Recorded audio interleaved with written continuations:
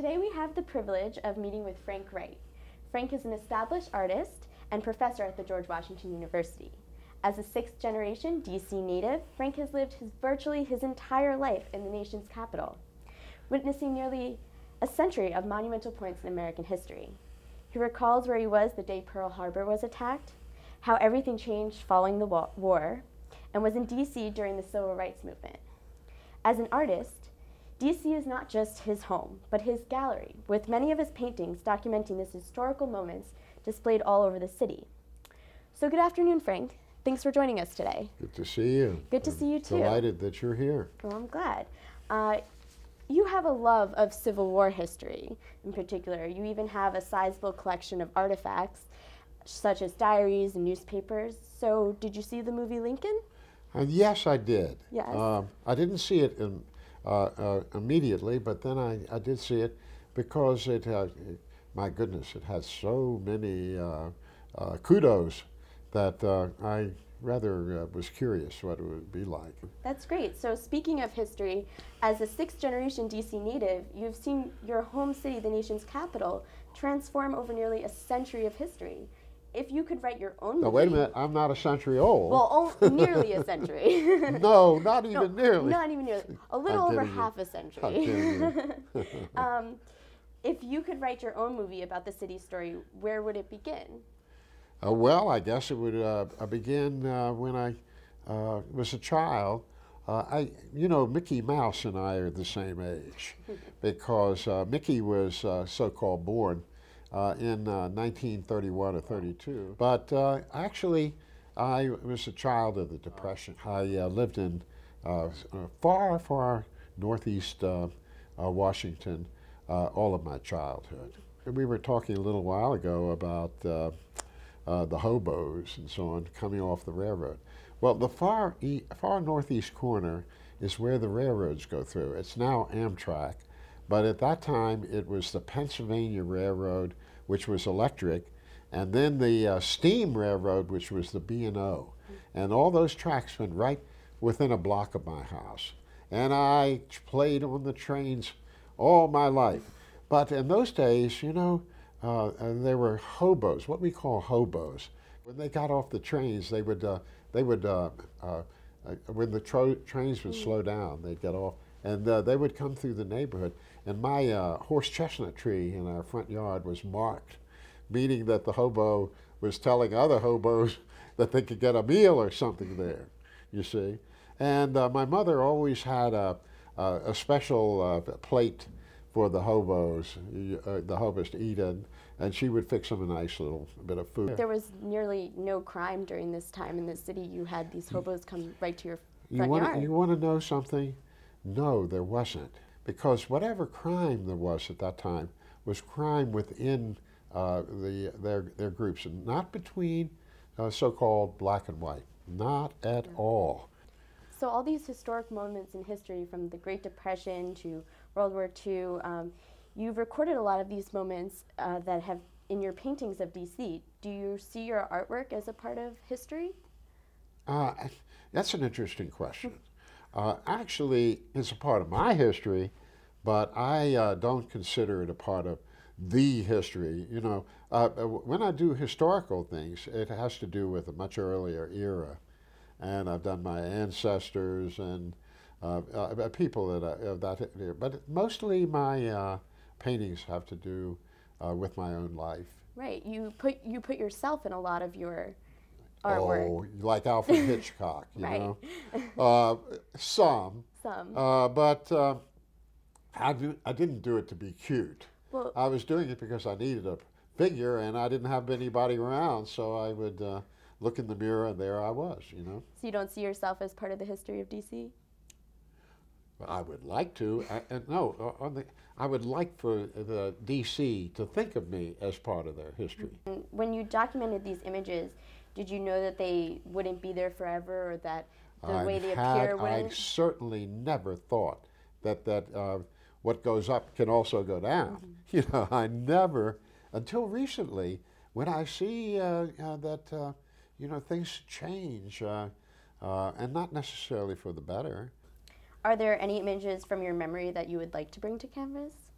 John Wilkes Booth and Davy Harold escaped from Ford's Theater 1 block away from me. And they went right by the building that was in the same site where my studio is now.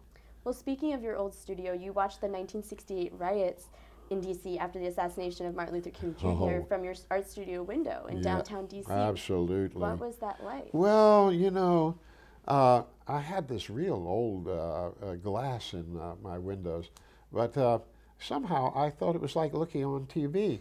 I never dreamed that somebody could smash it with a brick or anything. Why would they do that? So I just watched the riots from my window. My friend Bill Woodward, who taught at George Washington University for 32 years or so, we were sitting at that table right there. That's my grandmother's kitchen table. And looking out this window, we could see to the left at 14th Street, smoke coming up. Then we could see over to 7th Street, which is around the corner, smoke coming up there. And then if you looked over to the far right, you could see smoke coming up from H Street. But we were sort of entertained by this because, first of all, Nixon said, look, don't touch those people. They would come out with TV sets and they'd be laughing and everything, and they'd be right in front of my window, and the police would circle them on their motorcycles, but they didn't touch them. Now, 3 days after that all this happened, I said, well, I'm going to kind of mosey over to 14th Street and see if I can see what is happening. Well, little did I realize this was still going on. And suddenly there was a car behind me and a car in front of me and people just outrageously running. I said, oh my goodness, what is going to happen now? So, and then there was tear gas in the streets and so on, and cars overturned. And that was kind of scary. But when I was in my studio looking at it, I said, my goodness, this is an interesting situation. So how have instances in history like these shaped you as an artist and shaped your artwork? Well, first of all, one of the ones that influenced me the most was that I graduated from high school in 1950. And that was a week and a half after I graduated. The Korean War began. But as often I have luck in my life, I happened to have what was known, because I had a scholarship, a 2S rating, which meant that I could stay in school until I graduated. Now, you know, when I think back, that is so unfair. You actually did have an instance where you were drafted later on in your life. Oh, God. And you had an experience almost going into the military service. Could you tell me a little bit about that? I was drafted, but we went out over to Alexandria, Virginia, and my father put my car up on bricks, you know, and he said, goodbye, son, and I had a little bag with me and so on. But I happened to ask at the last minute after the visit, I said, look, I want to tell you something. I am allergic to adhesive tape and wool, and I have some scars from adhesive tape right on my chest. And he looked at him, and then he took this big loose leaf notebook with the rings like that, and he went through this thing, and he said, well, Mr. Wright, I'm afraid you're going to have to give up the idea of the Army altogether. What? What? That's what he said. So all these guys went one direction, and I went back the other direction. So going back to your artwork, do you think there's something people can learn about history that they can't learn from a textbook through artwork? Well, a picture's worth 1,000 words, isn't it? Well, in all fairness, maybe mine is worth a couple hundred words, don't you think? I would say so. I guess if I were trying to educate people with my pictures, I guess that would be the case. Well, thank you so much for speaking with us today. Been a great really, pleasure. truly learned a lot about history. I wonder, you've learned a lot of odd information, mainly about me, but history has to take care of itself. I don't know what. Now, I hope that someday, sometime, we'll go around from the dark side of the moon, and all of a sudden people will say, hey, we like art again, And there I am, or what remains of me.